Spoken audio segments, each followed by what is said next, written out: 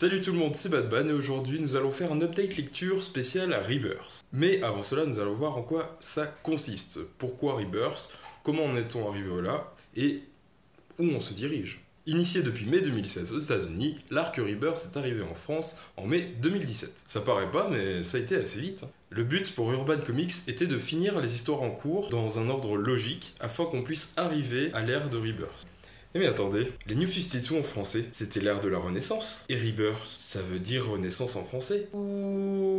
Et oui, comme vous l'aurez compris, lorsque les New 52 sont sortis, Urban Comics avait décidé de renommer cette ère l'ère de Renaissance. Cependant, il était impossible de savoir que le prochain arc allait s'appeler Rebirth en anglais. Du coup, pour pallier à ce problème, ils ont décidé de garder le titre Rebirth en français, histoire qu'il n'y ait pas de problème de cohérence pour les francophones. Après, en soi, c'est pas vraiment dérangeant, parce qu'on est sur un relaunch et non un reboot. En fait, le principe du relaunch, ça va être de redémarrer toutes les séries en cours, par exemple les Batman au tome 1, alors que le reboot, ce serait comme ce qui s'est passé avec le Flashpoint. Il y a un élément déclencheur qui arrive, qui modifie un peu toutes les données de l'histoire et qui nous permettent de repartir sur des nouvelles bases, de refaire des origin stories, ce genre de choses, afin qu'on puisse redémarrer une ère qui est plus comme on le veut et différente. Il y a une volonté de l'éditeur DC Comics de réinscrire tous les personnages de la chronologie passée, donc de l'ère classique qui se déroulait avant les New 52 et avant le reboot, un lien avec le passé qui, selon les scénaristes des New 52, commençait à ne plus être présent et à trop s'éloigner de ce qui se faisait avant les New 52. Ce qui explique aussi pourquoi le nouveau Superman, alors attention il va y avoir du spoil sur les Rebirths, mais bon, je pense que vous vous en doutez, mais que du coup le nouveau Superman que l'on voit dans le tome Lois et Clark, c'est le Superman d'avant les New 52, de l'ère classique. Alors attention, ce qui va suivre, c'est ce que j'ai compris de Rebirth, ce que j'en comprends actuellement à l'heure de cette vidéo, et ce n'est peut-être pas ça, mais c'est vraiment ce que j'en ai compris, et du coup je voulais vous en parler. Nous trouvons nos réponses dans le récit complet Justice League, et encore plus de précision dans celui des Titans, donc les récits complets que l'on pouvait trouver en kiosque et qui malheureusement ne sont pas réédités. Si jamais vous voulez vous procurer le tout premier récit complet qui amène vraiment sur l'origine du Rebirth, vous pouvez le trouver dans le tome Rebirth qui est sorti en mai 2017 en France et qui regroupe en fait donc, ce petit tome plus tous les premiers chapitres de chaque personnage de l'univers Rebirth. Effectivement, dans le récit complet de Justice League, donc le tout premier sur les Titans, on en apprend plus sur ce qui s'est passé pendant le Flashpoint, pendant tout ce moment où Barry Allen a rectifié sa ligne temporelle. De ce fait, lorsque la ligne temporelle s'est reformée, une entité a modifié l'histoire en faisant oublier à tout le monde les 10 dernières années de leur vie. Du coup, personne ne se connaît, les héros ne se connaissent pas, les gens ne connaissent pas les héros, et c'est à partir de là que commence l'ère des New 52 après le Flashpoint. C'est ce qu'on peut voir dans le premier tome de Justice League des New 52. Voilà pourquoi Rebirth n'est pas un reboot, mais qu'il est en fait la compréhension du pourquoi du Flashpoint. Voilà. Alors personnellement, je trouve que ce relaunch est une très bonne idée. Je sais pas si c'est le ressenti de tout le monde, mais je trouve qu'on commençait un petit peu à tourner autour du pot sur les derniers tomes Justice League ou tout l'univers en fait New 52. Et du coup, juste ce petit renversement change toute la donne et vu que DC Comics veut revenir plus sur un air classique que sur l'ambiance en fait en général qu'il y avait dans les New 52, tout ce qui est ambiance, univers, je trouve qu'il y a un petit truc en plus et franchement ça commence très très bien. C'est la première fois que tu fais une vidéo avec un pantalon, avec un jean.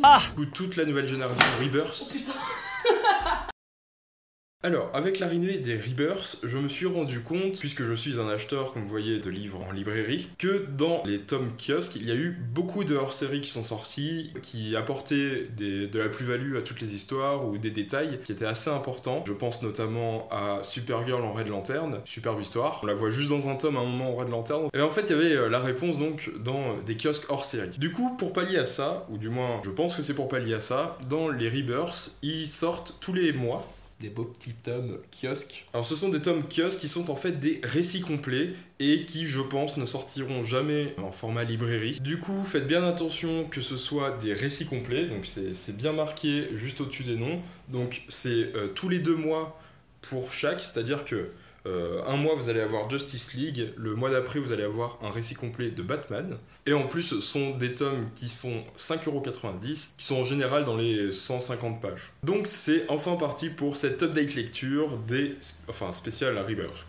Aujourd'hui, nous allons parler de Justice League Rebirth de Bryan Hitch, Superman Rebirth de Peter Tomasi et Patrick Gleason, Batman Rebirth de Scott Snyder et Tom King, Batman Detective Comics de James Tynion IV, All-Star Batman de Scott Snyder, Wonder Woman de Greg Rucka, Flash de William... J'arrive pas. Flash de Joshua Williamson, quel enfer. Suicide Squad de Rob Williams avec les superbes dessins de Jim Lee. Après la mort de Superman, la Justice League se doit de continuer de défendre la Terre, et pour cela, elle a une nouvelle personne dans son équipe, Superman. Ça fait partie de ces fameux tomes de Rebirth que j'ai pas trouvé fameux. Et ceci, je pense, pour une raison principale que j'ai mis du temps un peu à trouver. J'ai l'impression en fait que dans ce livre, on suit la Justice League, mais on n'est pas du tout avec eux. C'est peut-être fait exprès avec l'arrivée du nouveau ancien Superman, mais du coup, voilà, on n'est pas avec eux, et je trouve qu'on se sent pas du tout impliqué dans l'histoire, et au final, ça donne un récit assez fade. Au niveau des dessins, c'est pas mal, ça nouvelle patte graphique des Rebirths au niveau de la Justice League, mais c'est vrai qu'au début, le premier chapitre, il y a des dessins quand même qui font un peu mal aux yeux, ce que je trouve un peu étrange pour, le relaunch des DC Rebirths. Passons maintenant à Superman Rebirth. Alors là, par contre, ils ont fait très très fort. Déjà, ce tome, pour mieux l'apprécier, je pense qu'il faut lire Superman Lois et Clark, qui explique justement pourquoi et comment le nouveau Superman est là en fait. On va suivre ce nouveau Clark Kent avec Lois Lane qui ont donc eu un fils. Et ce fils se retrouve forcément avec des pouvoirs, les mêmes pouvoirs que Superman, et on en arrive là, donc on voit Superman qui est en tant que rôle de père doit d'abord, bien sûr, donner une éducation à son fils et en plus l'aider dans l'apprentissage de ses nouveaux pouvoirs parce que forcément, la façon dont c'est fait, c'est vraiment très bien fait. Ça peut effrayer l'arrivée des pouvoirs, comment gérer tout ça, ça peut être très compliqué.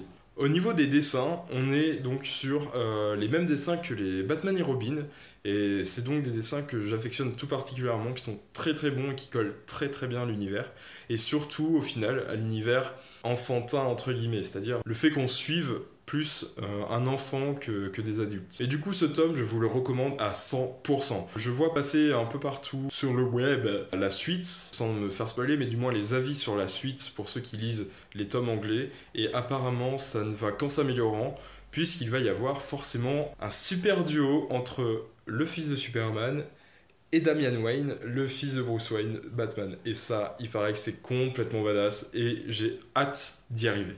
Continuons sur Batman Rebirth. Encore ici, nous sommes sur un tome super. Franchement, ça fait vraiment plaisir parce que là, on est sur une histoire qui change vraiment pour une histoire du Chevalier Noir. Pour rappeler vite fait l'histoire, en fait, il y a deux nouveaux super-héros à Gotham qui ont des super-pouvoirs assez similaires à Superman et qui donc sont là pour aider Batman. Je ne sais pas trop quoi dire à part lisez les Rebirths. Au niveau des dessins, c'est magnifique, il n'y a aucun souci là-dessus. Bref, tout ce qu'on peut attendre maintenant, c'est la suite. Par contre, là, ils mettent un peu de temps, je trouve. Un peu de temps pour sortir les suites. Passons maintenant à Batman Detective Comics. Alors, de souvenirs, dans les New 52 en France, on a eu quelques histoires qui sont sorties en kiosque, notamment sur les sagas, les Batman sagas, mais du coup, jamais en version librairie, en gros tome, on a eu du Batman Detective Comics. Et enfin, nous l'avons avec les Rebirths. Et autant dire que je ne suis absolument pas déçu du résultat. On est ici sur un Batman qui crée une équipe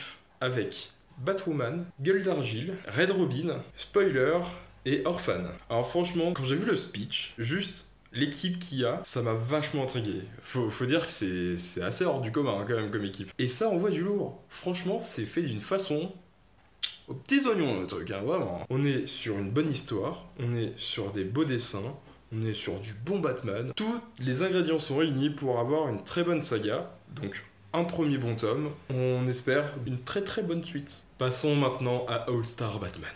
Une merveille, franchement, énorme.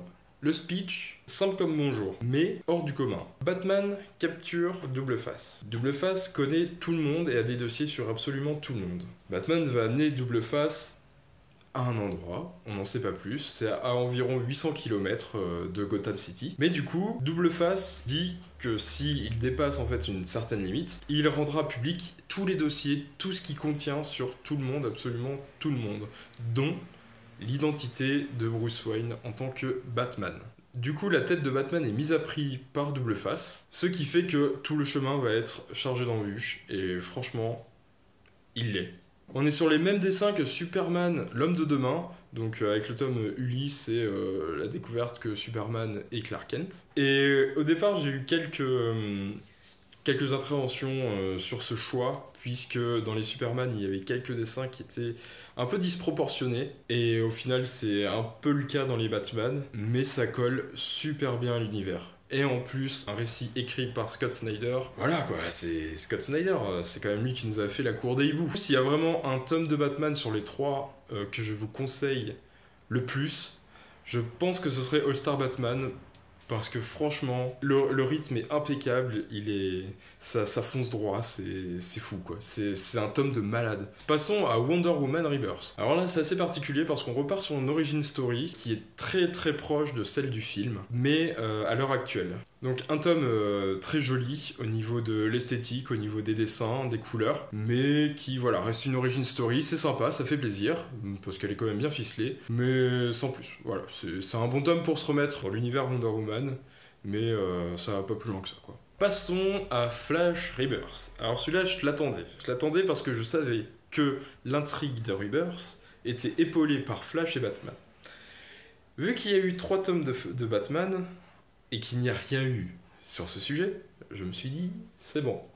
Là, on va y arriver, tout va commencer tout doucement, et c'est parti. Effectivement, c'est le cas. On commence très doucement sur cette enquête. C'est-à-dire que on reprend l'histoire, on continue l'histoire comme elle était. Principalement dans les Rebirths, on le sent, on est vraiment à la suite de tout ce qui s'est passé dans New 52. Du coup, le speech en fait de Flash, c'est qu'il y a un éclair qui tombe sur un collègue de Barry Allen, et c'est un éclair de force véloce. Il va y avoir une tempête de force véloce, c'est-à-dire qu'il va y avoir, je pense, à vue de nez, une trentaine, je crois, de personnes qui sont avec la force véloce, et Flash décide, pas tout seul, mais en gros il décide de leur apprendre à utiliser leur pouvoir à bon escient et au moins à bien les contrôler pour pas faire n'importe quoi et pour pas que eux vivent un enfer en fait. Ce tome est vraiment génial, franchement il y a pas grand chose à redire, l'histoire est très bien ficelée, ça tient la route, on a un bon méchant, un bon speedster et ça fait plaisir. Alors je sais pas si ça vient de la série qui a fait que je commençais vraiment à en avoir marre de toutes ces personnes qui ont les mêmes pouvoirs que Flash, mais ça fait vraiment plaisir parce que là ça fait 2 fois d'affilée. Donc juste avant on a eu Zoom avec toute son histoire du comment il a recruté son clan pour vouloir tuer Flash, qui est super bien ficelé. Et là on est sur le nouveau speedster qui s'appelle Godspeed, donc le dieu de la vitesse, et qui a des motivations propres à lui et qui sont, ma foi, très louables. On continue un petit peu vraiment en parallèle l'enquête de Flash avec Batman sur le fameux Pins qu'ils ont retrouvé dans la Batcave. Et du coup, on arrive sur le dernier tome Rebirth que j'ai lu et qui s'appelle Suicide Squad. Alors là, Suicide Squad pour moi c'est un petit peu, ce tome c'est un peu comme Justice League. Il est pas foufou. Il est sympa, mais je trouve que c'est un peu trop du déjà vu. On repart sur l'ancienne saga sans réel renouveau. Je trouve que Harley Quinn commence vraiment à être trop omniprésente. Spoiler, mais j'ai vu qu'apparemment elle devenait par la suite la chef de l'escadron de Suicide Squad, donc à la place de Deadshot, et ça m'ennuie un peu, mais bon on verra, ça se trouve ce sera très bien fait et elle sera bien, je sais pas, je dis pas, mais voilà, on est sur un tome qui est lisible, qui est ma foi plutôt bon, hein. Franchement il est loin d'être mauvais, mais casse pas 3 pattes à un canard quoi. C'est un tome de Suicide Squad comme on a vu dans la saga précédente en fait. Et voilà, c'est donc mon avis général sur les Rebirths, donc des très bons tomes, sauf 2 qui sont moyens, mais peut-être que ça va changer par la suite, et je l'espère grandement. Voilà, n'hésitez pas à me dire en commentaire ce que vous en avez pensé de toutes les sagas ou de l'ambiance générale du Rebirth. N'hésitez pas à me suivre sur les réseaux sociaux, et on se retrouve pour une prochaine vidéo. Ciao!